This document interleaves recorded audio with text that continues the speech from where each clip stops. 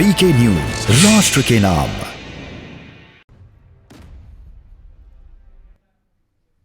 नमस्कार, आप देख रहे हैं वीके न्यूज। मैं हूं सुनील राउत। उत्तर प्रदेश की सियासत में चुनाव से पहले बवाल मचा हुआ है। नेताओं के दल बदल ने सियासी सरगर्मी तेज कर दी है।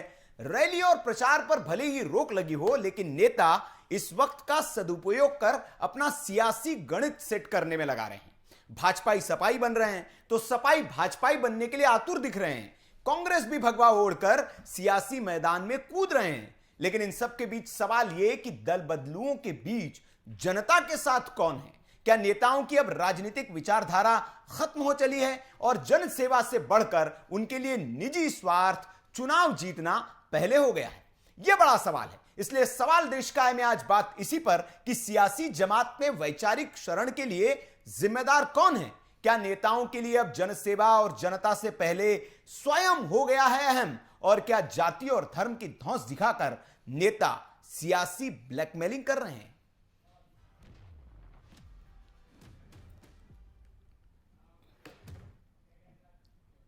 तो स्वामी प्रसाद मौर्य की बीजेपी से रवानगी के बाद बीजेपी से जाने वाले नेताओं, विधायकों, मंत्रियों की झड़ी लग गई है। कई जाने लगे हैं तो कईयों को जबरदस्ती भेजने के लिए या उन्हें बदनाम करने के लिए सियासी साजिशें भी रची जा रही है। जैसे कि भदोई विधायक की अफवाह उड़ी, उसके बाद उन्हें खुद सामने आने पड़ा।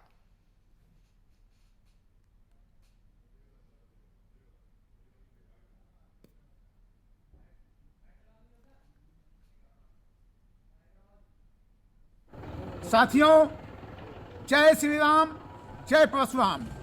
अभी मुझे ज्ञात हुआ है कि कुछ शरारती तत्वों ने एक हमारा लेटर पैड पे टाइप करा करके, जो न हमारा लेटर पैड है न हमारे हस्ताक्षर हैं, उस पे किसी ने भ्रामक स्थितियां समाज में फैलाने का काम किया है और ये षड्यंत्र के तहत यह लेटर पैड वायरल किया है। मैं पुलिस प्रशासन से मांग करता हूं कि जिस आईडी से यह लगा हुआ है उसके ऊपर सख्त से सख्त कार्रवाई हो। मैं भारतीय जनता पार्टी का एक सिपाही हूं, सिपाही के रूप में काम करता हूं और भारतीय जनता पार्टी में हमारी निष्ठा है। मैं बहुत उन लोगों के ऊपर कार्रवाई की मांग करता हूं। धन्यवाद। जय श्री राम, जय परशुराम। तो इधर नेताजी के फर्जी लेटर हेड का इस्तेमाल होकर एक अफवाह फैलाने की कोशिश की जा रही है कि भारतीय जनता पार्टी से विधायक, मंत्री छोड़कर जा रहे हैं, तो कुछ लगातार जाने भी लगे हैं। इधर बीजेपी में भी सपा के विधायकों की एंट्री शुरू हो गई है। जिस आरोप को लगाकर बीजेपी से विधायक दूसरे दलों में जा रहे हैं, उसी तबके के विधायक इसलिए अब भारतीय जनता पार्टी ज्वाइन कर रहे हैं क्योंकि वे कह रहे हैं कि भारतीय जनता पार्टी वंचितों, दलितों के साथ न्याय कर रही है, इसलिए वो यहां आ रहे हैं। और कुछ नेता इसलिए पार्टी से जा रहे हैं कि वो कह रहे हैं कि दलितों, वंचितों के साथ भारतीय जनता पार्टी न्याय नहीं कर रही है। तो कौन सही बोल रहा है, कौन गलत बोल रहा है, बहुत कंफ्यूजन है। इसीलिए आज सवाल देश का है में हमने इस मुद्दे को उठाया कि क्या नेताओं के इन बयानों के बीच, नेताओं के इन दल बदल के बीच जनता कहां है, जनता के साथ कौन है, और क्या नेताओं के लिए अब जनता से पहले स्वयं चुनाव जीतना यह अहम हो गया है?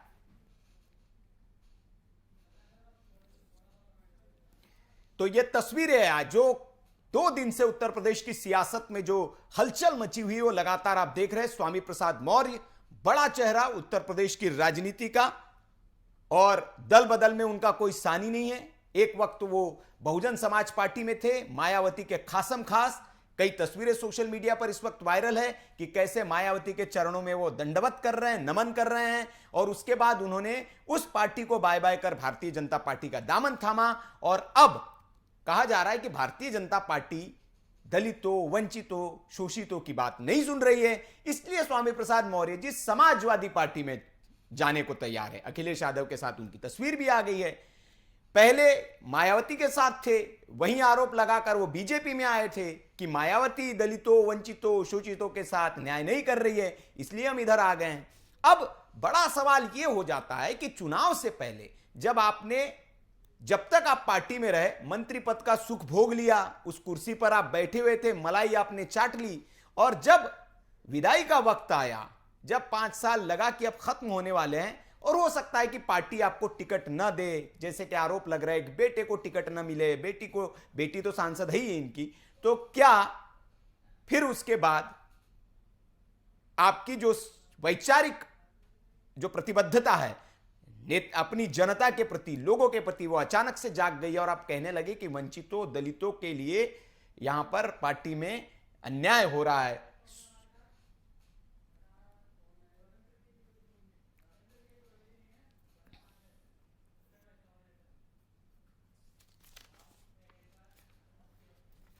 तो सवाल देश का है में आज बड़े सवाल पर चर्चा करने के लिए हमारे साथ तमाम मेहमान बने हुए हैं। संजय कुमार है भारतीय जनता पार्टी से हमारे साथ, शिल्पी चौधरी जी है समाजवादी पार्टी से, कार्तिकेय सिंह जी है कांग्रेस पार्टी से, ए.के. मिश्रा जी वरिष्ठ पत्रकार है, राहुल लाल है राजनीतिक विश्लेषक, रविंद्र के द्विवेदी है ये भारतीय जनता पार्टी के समर्थक है, मुंबई से हमारे साथ जुड़ेंगे।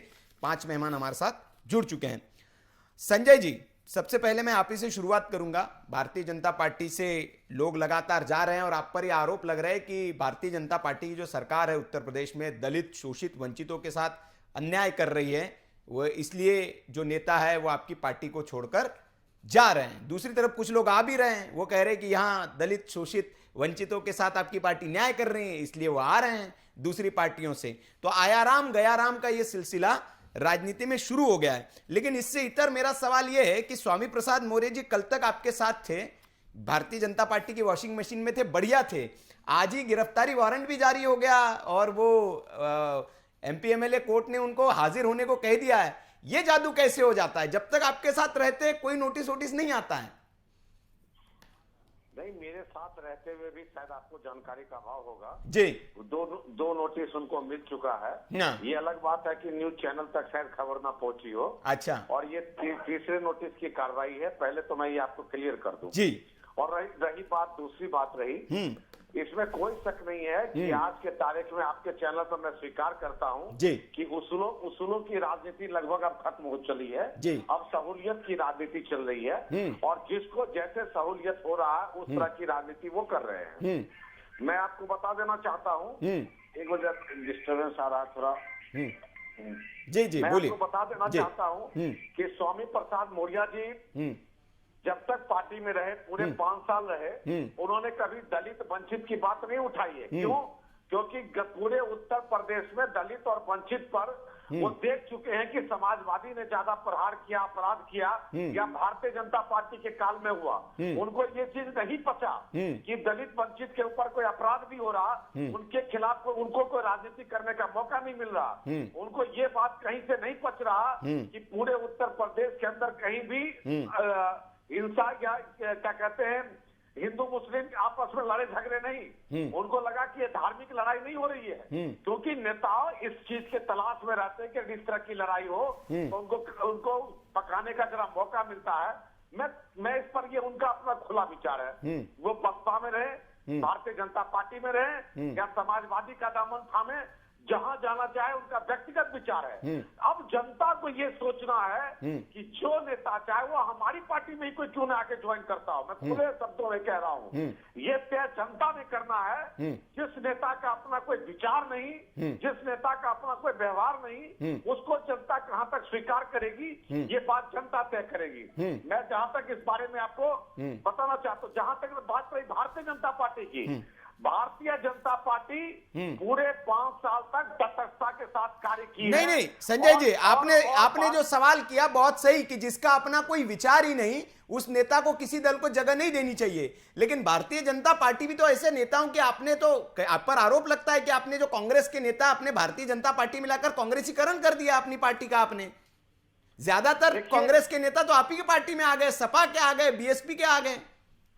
देखिए, मैं इसमें 2 पहलू है। मैं बात को साफ स्वीकार करता हूं कि किसी भी पार्टी को छोड़कर अगर कोई नेता चुनाव के टाइम में ज्वाइन करने आता है, चाहे वो भाजपा में आए चाहे भाजपा से कांग्रेस में जाए, स्वाभाविक रूप से मान के चलिए कि उसको कहीं ना कहीं से इस बात का भय होता है, दिक्कत होती है कि वो जो है सो टिकट उसको मिल नहीं रहा, या उसके टिकट में अपने बेटे का टिकट नहीं मिल रहा, या उसकी ऐसी कोई अपनी मजबूरी होती है, और उसी मजबूरी को बचाने के लिए, उसी मजबूरी को देखने के लिए जब कोई समझौता नहीं होता है तो वो पार्टी छोड़ के दूसरे पार्टी से डील करता है। चलिए चलिए संजय जी, ये तो जनता जानती है, और पहले वाला मामला नहीं रहा कि आप जनता को एक शील्ड बनाकर कि हम दलितों के नेता है और दलित हमारे साथ पूरे आ जाएंगे क्योंकि दलितों के साथ न्याय नहीं हुआ। 5 साल आप क्या कर रहे थे, जनता आपसे पूछेंगी। 5 साल आप मुंह में दही जमाए क्यों बैठे, जब तक सत्ता की मलाई खाते रहें, तो ये तो जनता पूछेंगी। मैं मिश्रा जी के पास जाऊंगा, फिर बाकी सियासी मेहमान, पॉलिटिकल मेहमान है उनके पास आऊंगा। मिश्रा जी, मैं ये समझने कि हम थोड़ा सा एक कदम आगे आज इस पर चर्चा कर रहे हैं, ये सब चर्चा कर रहे हैं, नेता आयाराम गयाराम चलते रहेगा, लेकिन हम चूंकि वीके न्यूज का मकसद ये होता है कि हम जन चेतना, ऐसे मुद्दे उठाए कि जन जागरण हो, जन चेतना, और लोगों को समझ में आए कि क्या सियासी खेल चल रहा है। सपाई भाजपाई हो जा रहा है, भाजपाई सपाई हो जा रहा है। राजनीतिक दल तो अपनी आरोप प्रत्यारोप करते रहेंगे कि दलितों की नहीं सुनी जा रही, वंचितों की। मैं राजनीतिक विश्लेषक के नाते, वरिष्ठ पत्रकार के नाते आपसे समझना चाहूंगा कि इस तरह के जो नेता है, भारतीय जनता पार्टी को भी यहां पे बहुत बड़ी गलती है कि जो उनके साथ कार्यकर्ता है, जो वैचारिक रूप से प्रतिबद्ध है, जुड़ा हुआ है, उसकी अनदेखी होती है। और चुनाव के वक्त में आप दूसरे दल से आयातित नेताओं को ले आते हैं, उनको टिकट दे देते हैं, और ऐसे नेता जाहिर तौर पर पार्टी की प्रतिबद्धता जो है आपकी, या पार्टी की विचारधारा है, उसके प्रति ईमानदार नहीं रहेंगे। ये तो आपको भी पता है। तो क्या ये ऐसी मजबूरी हो जाती है सियासी दलों की, और ये जो सारा राजनीतिक घटनाक्रम हो रहा है, इस पर आपकी पहली टिप्पणी? देखिए, जो पुरुषार्थहीन नेता होते हैं, जो बिना मेहनत के किसी की चापलूसी करके नेता बन जाते हैं, मंत्री मिनिस्टर टिकट पा जाते हैं, उनका जो आचरण है उसके ऊपर मैं कभी विश्वास नहीं करता। वो ऐसे ही है, कभी भी इधर चले जाएंगे, कभी भी उधर चले जाएंगे। इसके बेस्ट एग्जांपल है, आप ये देखिए, पहले ये होता था कि चुनाव में जीता कोई और पार्टी, सरकार किसी और पार्टी की बन गई, तो फिर एक कानून लाया गया। और चुनावी पार्टियों की, राजनीतिक पार्टियों की भी मजबूरी होती है, कहीं न कहीं देश के लिए भी ये एक मायने में अच्छा होता है। अटल जी की भी सरकार थी, कितनी पार्टियां थी, और सोनिया गांधी जी के नेतृत्व में जो सरकार बनी थी उसमें भी कितनी पार्टियां थी, ताकि चुनाव दोबारा ना हो। इसमें एक बड़ी इंटरेस्टिंग चीज ये है कि मैं इनको राजनीतिक मृत भक्षी बोलता हूँ। ऐसे लोगों को पार्टियां पहचाने या ना पहचाने, लेकिन जनता को जरूर पहचान लेना चाहिए। जो अपनी पार्टी के नहीं हुए हैं, तो अपनी विधानसभा सीट के, अपनी विधानसभा के जनता के क्या होंगे? वो केवल अपने परिवार का जो है भरण पोषण करने के लिए, इच्छा पूर्ति करने के लिए, अपने राजनीतिक स्वार्थ की पूर्ति के लिए वो लगे हुए हैं। इसीलिए लोग इधर से उधर जा रहे हैं। दूसरा सबसे इम्पोर्टेंट क्वेश्चन, बात भारतीय जनता पार्टी की हो या किसी की भी हो, पार्टियों की भी इसमें गलती होती है। पार्टियां खुद बुलाती हैं, चुनाव जीतने के लिए किसी ने डोनेशन दिया, कुछ दिया, कोई बड़ा चेहरा आ रहा है तो तुरंत स्वागत कर लेंगी। और जो 60-60 साल, 70-70 साल जो घिसे हुए हैं, जिनकी कई पीढ़ियां निकल गई हैं, उनसे ये आयातित जो है, आयातित क्या, बल्कि आप इनको बोलिए भगोड़े टाइप के, अपनी पार्टी से भागे हुए होते हैं, उनको हाईलाइट करके राजगद्दी उनको दे दिया जाता है। एक बड़ी इंपॉर्टेंट चीज आपने बताई थी, भदोही की घटना, जो तिवारी जी है। क्योंकि मैं भी भदोही जिले का ही हूँ, तो मुझे इस घटना के बारे में लोगों से अभी बात हो ही रही थी, उसका भी मैं आपको बता दूं। मेरा कोई क्लेम नहीं है, लीगल कोई क्लेम नहीं है, सही है क्या है गलत है।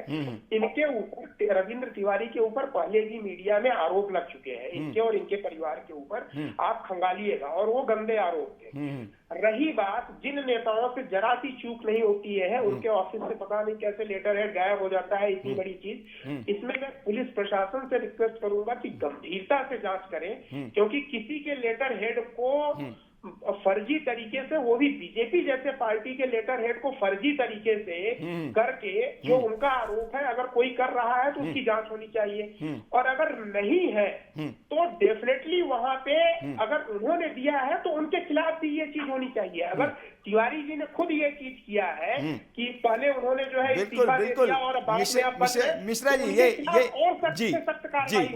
ये इंगित जो पॉइंट आपने किया है, इस पर हमारा भी विश्लेषण यही था। क्योंकि हुआ ये कि आयाराम गयाराम की जैसी प्रवृत्ति चल पड़ी, लेकिन जैसे ही स्वामी प्रसाद मौर्य के खिलाफ गिरफ्तारी वारंट वाली एक खबर चल पड़ी, तो जो जाने वाले लोग थे वो थोड़े से सजग हो गए कि नहीं भैया, कुछ हमारे भी खिलाफ तो नहीं निकल आएगा। तो क्या इस तरह का प्रकरण था? पहले तो दे दिया, और जब खबर आ गई तो फिर एक अफवाह उड़ा दी आपने। जी, वाले केस में तो जी। बीजेपी हेड ऑफिस को एक्शन लेना चाहिए और जी। जांच रिकमेंड करनी चाहिए कि उनके विधायक के साथ क्या ठीक, हुआ, क्या ठीक, उन्होंने ठीक। खुद देकर के ठीक, आरोप दूसरे ठीक। पे लगा रहे जी, हैं जी, जी, कि जी। किसी ने षड्यंत्र किया। ठीक ठीक बिल्कुल, क्योंकि ऐसे कई विधायक, एक जो शाक्य साहब है, उनकी बेटी ने ट्विटर पर एक वीडियो वायरल कर दिया कि मेरे पिताजी को, ताकि दूसरों को सबक भी तो हाँ, मिले कि मेरे ऐसे पिताजी मौका को पर तो गायब सबको कर दिया सबक गया मिला है। जाए। और फिर हालांकि हाँ। शाक्य साहब खुद सामने आए, उन्होंने कहा कि नहीं, मैं समाजवादी पार्टी में जाने का इच्छुक हूं। इस तरह से उन्होंने एक बयान देकर सामने आए। मैं शिल्पी जी के पास आऊं, उससे पहले राहुल लाल जी से एक कमेंट ले लूं। राहुल जी, आपकी क्या प्रतिक्रिया इस पर? मैं ये समझना चाहूंगा कि जिस तरह के ये राजनीतिक विचारधारा को छोड़कर स्व की जो राजनीति चल पड़ी है नेताओं में, क्या ये इस दौर में चल पाएगी जो आज का दौर है? क्योंकि आज का दौर एक जन जागरण का दौर है, सबके पास इंफॉर्मेशन है, सूचना है, कौन नेता कितना जनता के बीच जाता है, कौन नेता जनता से जुड़ा होता है, किसने जनता के लिए कितना काम किया। और फिर एक वक्त 5 साल बीतने के बाद आप कह देते हैं कि नहीं, दलितों वंचितों की बात नहीं हुई, इसलिए हम पार्टी छोड़कर जा रहे हैं। वहीं दूसरे लोग आ जाते हैं दूसरे पार्टी से, वो कहते हैं कि नहीं, ये पार्टी दलितों वंचितों के लिए अच्छा काम कर रही है, इसलिए हम इधर आ गए। जबकि असलियत तो ये हम समझे कि वहां से उनका टिकट कट गया, यहां से इनका टिकट कट गया, इसलिए दोनों की वैचारिक प्रतिबद्धता बदल गई चुनाव के वक्त। राहुल जी, चुनाव के समय टिकट कटने के बाद वैचारिक प्रतिबद्धता बदलती रहती है, ये हम लोग लगातार देखते हैं। ये कोई बड़ी सी घटनाक्रम नहीं है। देखिए, इसके लिए जिम्मेवार कौन है? इसके लिए जिम्मेवार हमारे तमाम राजनीतिक दल हैं, चाहे वो कोई भी राजनीतिक दल, आप कांग्रेस से लेकर बीजेपी और तमाम क्षेत्रीय दल कहीं पे भी जाइए, तो इस प्रकार के दल बदलुओं को काफी प्रोत्साहन देते हैं। लेकिन घटनाक्रम है जिससे कोई इनकार नहीं कर सकते। लेकिन दूसरा चीज हम लोग जानते हैं, कुछ मौसम वैज्ञानिक जैसे भी जो है कि कुछ ऐसे भी राजनीतिक दल के लोग होते हैं, वो एक तरह से मिजाज सूंघते रहते हैं कि क्या स्थितियां हैं। स्वर्गीय रामविलास पासवान अब नहीं रहे, लेकिन जब तक वो रहे, इस तक हम लोगों ने तमाम देखा कि चाहे वो एसडी देवगौड़ा की सरकार हो, चाहे वो जो है कि उसके बाद इंद्र कुमार गुजराल की सरकार, अटल बिहारी वाजपेयी की सरकार, मनमोहन सिंह की सरकार, और अभी वर्तमान जो है कि वो मोदी जी की सरकार, तमाम सरकारों में वो मंत्री पद से प्रतिष्ठित रहे। तो कुछ लोग ऐसे भी होते हैं कि वो ये भी देखते हैं। इस कारण से जब हम लोग राजनीतिक विश्लेषण करते हैं तो ऐसे मामलों पे होता है। जैसे 2 तरह के लोग होते हैं। एक होता है जिनके पास टिकट कटने की समस्या होती है, वो चूंकि होगी। बहुत सारे लोगों के जब उनका अपना प्रदर्शन अच्छा नहीं होता है तो उनके टिकट कटते हैं। तो दूसरे कुछ लोगों को, कई लोगों के साथ टिकट कटने की समस्या नहीं होती है, लेकिन वो दूसरा मूड भांपने का प्रयास करता है। आपको याद होगा कि देखिए, पश्चिम बंगाल के जब चुनाव हो रहे थे, उसमें तमाम लोग भारतीय जनता पार्टी में जो है कि वो टीएमसी की तरफ से आ रहे हैं। तो यहाँ पे बीजेपी के द्वारा ये तर्क दिया जा रहा है कि वहां पे भी ये स्थितियां हो रही थी, फिर भी जो है कि तृणमूल कांग्रेस जीत गई। लेकिन यहाँ पे एक सवाल ये भी उठता है कि वहां पे भारतीय जनता पार्टी केंद्र में सत्तारूढ़ पार्टी थी, फिर कम से कम वहां पे जाने का एक आकर्षण रहा, लेकिन एक पार्टी जो डबल इंजन के साथ है, राज्य में भी है, और भारतीय जनता पार्टी जिस तरह से 24/7 लगातार चुनाव में रहती है, उसको बहुत ज्यादा हल्के में लिया भी नहीं जा सकता। राहुल जी, ये भी चीज समझने वाली है। और इन सब चीजों के बावजूद भी अगर लोग जा रहे हैं, तो एक राजनीति में परसेप्शन की बड़ी भूमिका होती है। तो एक परसेप्शन तो ये जरूर बनता है कि दल बदलू शायद टिकट नहीं मिला, उस कारण से जा रहे हैं, और दूसरा परसेप्शन ये भी बनता है कि संभवतः कहीं ऐसा तो नहीं कि समाजवादी पार्टी की हवा चल रही है। क्योंकि देखिए, लाल जी, मैं इस विचार से आपके सहमत हूं, लेकिन मैं ये समझना चाहूंगा कि अगर समाजवादी पार्टी की हवा चल रही है, तो समाजवादी पार्टी के मौजूदा विधायक, पूर्व विधायक फिर बीजेपी में क्यों आ रहे हैं? वो आज ही सुबह 2 लोगों को ज्वाइन कर लिया। जी, आप बिल्कुल सही कह रहे हैं, वही मैं कह रहा हूँ। दोनों कारण है। अब जिनको लग रहा है कि अगर बीजेपी में टिकट नहीं मिलेगा तो वो समाजवादी पार्टी की तरफ आ रहे हैं, और जिनको लग रहा है समाजवादी पार्टी में टिकट नहीं मिलेगा वो बीजेपी की तरफ जा रहे हैं। तो ये जो पॉलिटिकल पार्टी, ये जो रेला बना के रखते हैं, ये हमारे लोकतंत्र के लिए बहुत अच्छी चीज नहीं है। अभी मिश्रा जी तो वर्णन कर रहे थे कैसे एंटी डिफेक्शन लॉ लाया गया। भाई, राजीव गांधी के समय में लाया गया था कि भाई 1/3 चाहिए आपको, तब आप दल बदल कर सकते हैं। हमारे अटल बिहारी वाजपेयी के समय संविधान संशोधन करके उसको कर दिया गया कि नहीं भाई 2/3 माध्यम से आप दल बदल कर सकते हैं। लेकिन अब इसकी भी तोड़ निकाल ली गई, आप इस्तीफा दिलवा देते हैं। तो आप कानून बनाते हैं, लेकिन राजनीतिक दल उसमें जो छिद्र होता है उसका दुरुपयोग करते हैं। इस प्रवृत्ति के ऊपर जनता को भी अब बड़ी गंभीरता से आना पड़ेगा कि हम दल बदल वाले नेताओं को कितना स्वीकार करें। क्योंकि ये एक मामला तो बनता ही है कि आप अपने पार्टी के रास्ते में अगर दलितों वंचितों को न्याय नहीं दे पाए, तो फिर दूसरे पार्टी में वो न्याय कैसे देंगे, ये सवाल बनता है। बिल्कुल बिल्कुल। जी राहुल जी, आपने एकदम ये सही बताया कि अब जनता को तय करना होगा, और मुझे लगता है कि जनता अब जागरूक हो चुकी है। पहले जैसा अब मामला नहीं रहेगा कि आपने कह दिया कि नहीं, न्याय नहीं दिया इस पार्टी ने इसलिए हम आ गए। और लगातार अगर आपका इतिहास यही है कि इस दल से उस दल में, उस दल से उस दल में, और दलदल में आप जाएंगे, तो फिर तो अंत में आपको दलदल में ही जाना है। मैं मिश्रा जी आऊंगा आपके पास, शिल्पी जी से एक कमेंट ले लूं, और कार्तिकेय जी से फिर आपके पास आ रहा हूं। शिल्पी जी, एक राहुल जी ने जो कहा, आप मुस्कुरा रही थी, मतलब आप खुश होना तो लाजमी है कि भाई सपा की हवा चल रही इसलिए आपकी तरफ लोग जा रहे हैं, लेकिन मैंने ये भी पूछा कि सपा से भी लोग फिर इधर उधर भागने लगे हैं। मेरा सवाल आपसे ये है कि एक ऐसा नेता जिसकी कोई अपनी वैचारिक प्रतिबद्धता नहीं है, जब समाज भारतीय बीएसपी के साथ थे तब वहां रहे, फिर बीजेपी में आ गए, फिर आपके साथ आ गए, आपने उनको बाहें खोलकर स्वीकार किया, हालांकि अभी सपा ज्वाइन नहीं की उन्होंने ऑफिशियली, लेकिन आप बाहें खोल के स्वागत कर रहे हैं, अखिलेश जी ने कहा है। तो ऐसे नेता की क्या प्रतिबद्धता आपके पार्टी के खिलाफ साथ रहेगी? कल चल के 4 साल के बाद हो सकता है आपके लिए भी कहे कि नहीं यहाँ पे भी न्याय नहीं मिल रहा है, वो तो आपकी बदनामी करके ही जाएगा ना। देखिए, आपने खुद अपने सवाल में अपना जवाब दिया है। आपने कहा है कि स्वामी प्रसाद मौर्य अभी तक समाजवादी पार्टी में नहीं आए हैं, और ये स्पष्ट है कि जैसे अन्य छोटे दल हमारे साथ आ रहे हैं, मिलकर लड़ाई चुनाव लड़ रहे हैं। आज पहली मीटिंग भी हुई है पहले और दूसरे राउंड के टिकट्स की, तो उसी तरीके से स्वामी प्रसाद मौर्य जी अगर जो जैसा कि वो कह रहे हैं कि मैं 14 तारीख को एक बड़ा धमाका करने वाला हूँ, तो वो अगर अपनी पार्टी बनाकर आते हैं हमारे साथ चुनाव लड़ने के लिए, तो हम उनको किन आधारों पर मना करेंगे। और अगर बहुत पूर्व से देखा जाए तो वो एक समाजवादी विचारधारा के व्यक्ति थे, पहली पार्टी उनकी समाजवादी थी, फिर वो बसपा में गए, फिर भाजपा में गए, और आज फिर सपा में लौट रहे हैं। अभी लौट रहे हैं या नहीं ये तो किसी को भी क्लियर नहीं है। तो ये तो जो मिश्रा जी की बात थी और राहुल लाल जी ने जो कुछ कहा वो बिल्कुल सही बात है कि वैचारिक, और उसमें मैं टिप्पणी अपनी ये जोड़ना चाहूंगी कि वैचारिक राजनीति तो अब गिने चुने लोग कर रहे हैं, कर ही कहाँ रहे हैं, ये तो स्वार्थ की राजनीति है। आप 5 साल रहे, और ऐसे सिर्फ अकेले मौर्य जी नहीं है, ऐसे बहुत सारे नेता हैं जी बिल्कुल जिन्होंने कोई काम नहीं किया, और हर पार्टी में उनके टिकट कट रहे हैं। तो भारतीय जनता पार्टी में नहीं कट रहे हैं, समाजवादी पार्टी में भी कट रहे हैं। तो वो यहाँ से वहाँ, वो नेता जो अब टिकट की दौड़ में लगे हुए हैं और सिर्फ टिकट के लिए इस पार्टी छोड़ उस पार्टी में जा रहे हैं, तो निश्चित तौर पे अच्छे लोकतंत्र और स्वस्थ लोकतंत्र के लिए हर जनता के हर एक नागरिक को, हर वोटर को ये बिल्कुल सोचना चाहिए। लेकिन जमीनी हकीकत ये है कि कम से कम उत्तर प्रदेश की जनता जातीय और धार्मिक रूप से इतनी ज्यादा पूर्वाग्रह से ग्रसित है कि हमारे आपके कुछ भी कहने से कुछ नहीं होता। उनको अपना नेता चाहिए होता है, अपना नेता मतलब अपनी जाति का नेता, उनको मुद्दों से कोई मतलब नहीं होता, इसीलिए यहाँ लहर चलती है, लहर पे नहीं शिल्पी जी, मैं इस बात से आपके इसलिए इत्तेफाक में नहीं रखूंगा इस बार, क्योंकि 2014 के लोकसभा चुनाव आपने देखे, 2019 के लोकसभा चुनाव देखे, उस वक्त में कौन सा जातिवाद वहां हावी था? कहा गया कि जातिवाद के बंधनों को तोड़ के अपने नेताओं को चुना है। जो लहर चलाई गई, जो लहर चलती है वो इसी तरीके की लहर चलती है। ये कोई पहला चुनाव नहीं होगा जो 85-15 पे लड़ा जा रहा है। तो पहले भी बसपा ने भी जातिगत आधार पर चुनाव लड़े, और भारतीय जनता पार्टी ने 17 के चुनाव तो पूरे पिछले जाति के ऊपर आधारित करके लड़े थे। तो ये आप कैसे कह रहे हैं कि नहीं लड़े गए?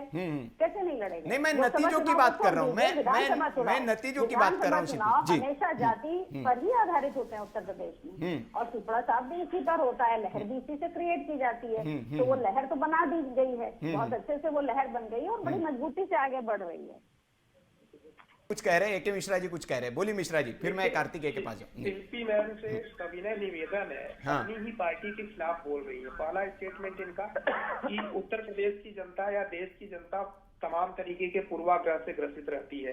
जनता मैम इतनी बेवकूफ नहीं है, आपकी पार्टी सोचती होगी कि जनता जनार्दन बेवकूफ है। दूसरी चीज ये बोल रही है कि जाति और धर्म पे ही चुनाव होता है, यही आइडियोलॉजी है। ये आपकी पार्टी की आइडियोलॉजी है जो एक जाति विशेष को लेकर के, धर्म विशेष को लेकर के एजेंडा बनाती रही है। बहुत सारी ऐसी भी पार्टियां हैं जो जाति धर्म से ऊपर उठ के देश की बात करते हैं। तो अपनी पार्टी के खिलाफ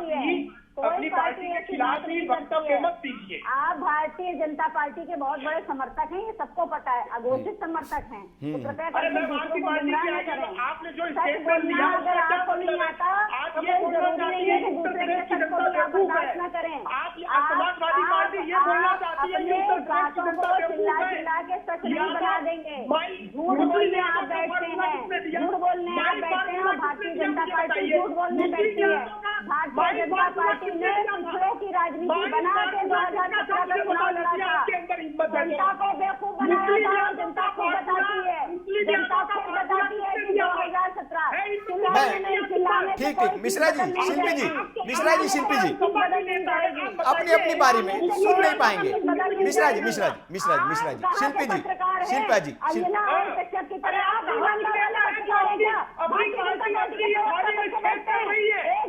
नहीं शिल्पी जी, देखिए शिल्पी जी, मैं आ रहा हूँ संजय जी आपके पास, आ रहा हूँ।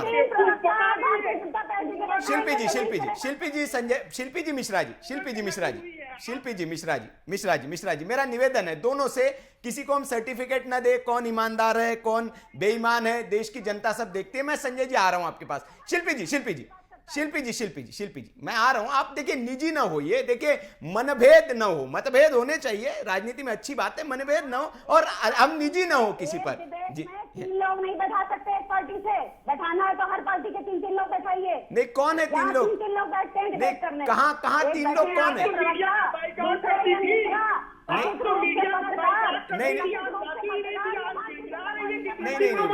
नहीं शिल्पी जी,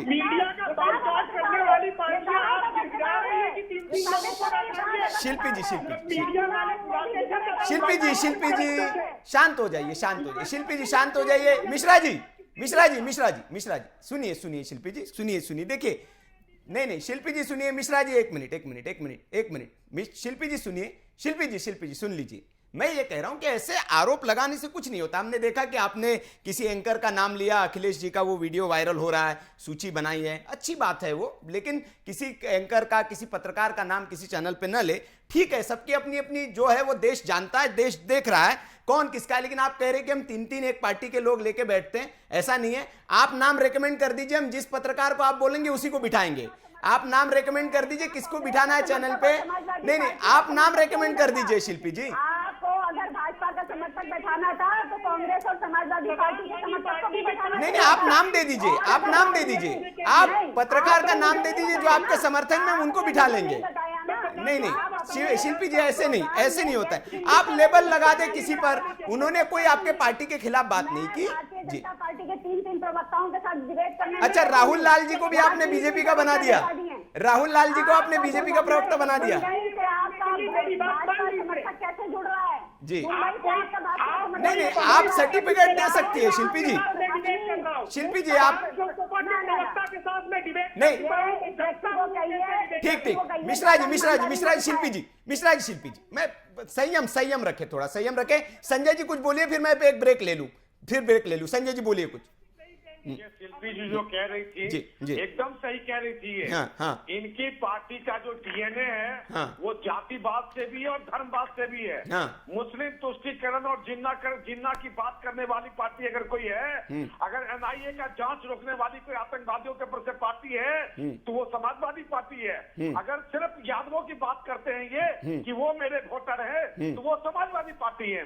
तो धार्मिक तुष्टीकरण और जातीय तुष्टीकरण का एक सबसे बड़ा कोई उदाहरण पेश कर सकता है तो वो उसी पार्टी की प्रवक्ता है जो शिल्पी जी कह रही है।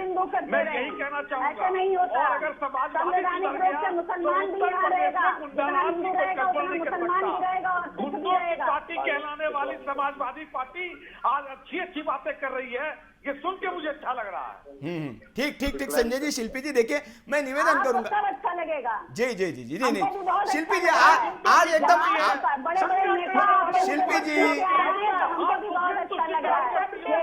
शिल्पी जी आज आते ही एकदम आप बौखला गई, इतना क्यों गुस्सा हो रही है? हम तो आपके पक्ष में डिबेट कर रहे हैं, आज आपके पक्ष में डिबेट है और आप एकदम गुस्सा हो जा रही है।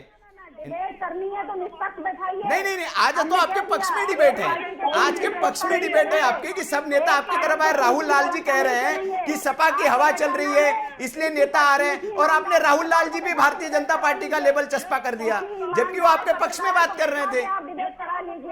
नहीं ये तो गलत बात है ना शिल्पी जी। जवाब देना, देखिए नहीं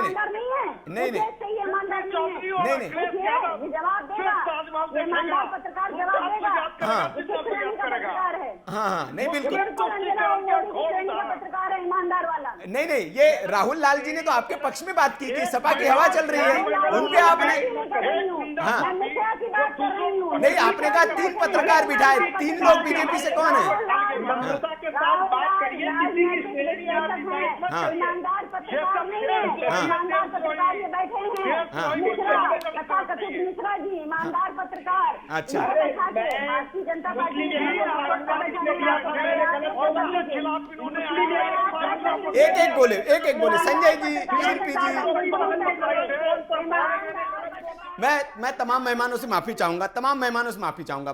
देखिए, ऐसी डिबेट होगी तो कोई सुन नहीं पाएगा। मैं एक एक को मौका दूंगा, सब लोग अपने अपने वक्त में बात रखें। मिश्रा जी, राहुल लाल जी, मैं सबको मौका दूंगा। राहुल जी, मैं आपको मौका दूंगा, सबको मौका दूंगा। शिल्पी जी, आज पता नहीं, आज आप लगता है घर से तय करके आए कि सारा जो फुटेज आज हमें ही लेना है, बाकियों को भी दे दीजिए थोड़ा सा। एक ब्रेक का वक्त है, मैं ब्रेक ले रहा हूं, ब्रेक के बाद लौटते हैं और सवाल देश का है में बहस जारी है। राजनीतिक वैचारिक प्रतिबद्धता क्या नेताओं की खत्म हो गई है और अब जनता कहीं है नहीं, स्वयं अहम नेताओं में आ गया, और उसी के लिए वो चुनावी वक्त पर सौदेबाजी पर उतर आते हैं और दल बदल, इस दल से उस दल में, और फिर अंत में दलदल में चले जाते हैं। सवाल देश का है जारी।